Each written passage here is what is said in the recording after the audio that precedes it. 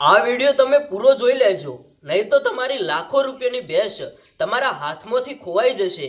ભાઈ એક નાનકડી ભૂલ અને તમે વિચાર કરો કે આ ભાઈએ પોતાની લાખો રૂપિયાની ભેંસ ખોઈ નાખી। ભાઈ આવી ભૂલ તમે ક્યારેય ન કરતા। જો તમારા ઘરે ગાય, ભેંસ, બકરી અથવા તો કોઈ પણ ઘેટા હોય કે કોઈ પણ તમે પ્રાણી પાળતા હોય તો આજનો આ વિડિયો તમે પૂરો સાંભળજો। આ વિડિયો તમને ઘણી બધી મદદ કરી શકે છે। આખરે આ ભેંસને એવું તો શું થઈ ગયું? તમે જુઓ કે મોટા ઝાડ વડે ભેંસને બાંધી છે, છતાંય આ ભેંસ એટલી બધી તાકાત કરી રહી છે કે આ ઝાડની ભાઈ મોટી મોટી છોલો વખોડી નાખી છે। અને જુઓ કે કેટલાક લોકો આ ભેંસને પકડીને માંડ માંડ કરીને આ ઝાડે બાંધી, છતાંય આ ભેંસ એટલું બધું તોફાન કરે છે। આજુબાજુના ગામના લોકો બધા જોવા આવી ગયા।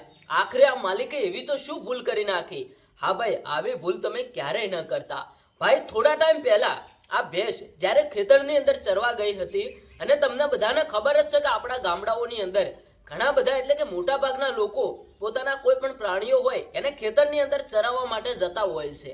હવે એવી જ રીતે થોડા સમય પહેલા આ માલિકે પોતાની ભેંસ ખેતરની અંદર ચરાવવા મોકલી હતી અને અચાનક કોઈ કૂતરું કરડી જાય છે। હવે આ માલિકને ખબર તો હોય છે, પણ માલિકને એવું કે કૂતરું જ કરડ્યું છે ને, ચલો દવા નથી કરાવી। અને ભાઈ સમય વીતતો ગયો અને અચાનક આ ભેંસના અંદર રેબિસ નામના લક્ષણો જોવા મળ્યા, એટલે કે હડકવાના લક્ષણો જોવા મળ્યા। પછી આ ભેંસ એટલું બધું તોફાન કરવા લાગી।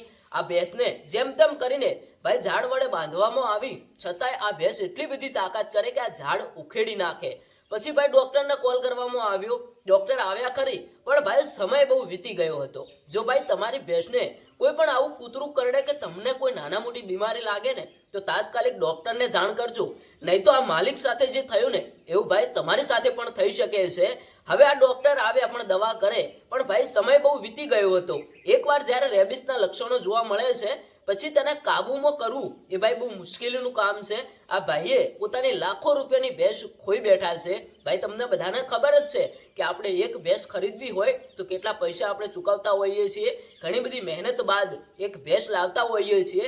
એ તો ભાઈ ગામડાની અંદર જે ગાયો ભેંસો રાખતું હોય એમને ખબર પડે કે એક ભેંસની કિંમત શું છે, એના સાથે આપણી કેવી લાગણીઓ છે। આ વિડીયોને વધુમાં વધુ લોકો સુધી શેર કરો, બધા લોકોને આ વાતની જાણ થાય, આવી ભૂલ તે ક્યારેય ન કરે। તમારું શું કહેવું છે તમે કોમેન્ટ કરીને જણાવતા જજો।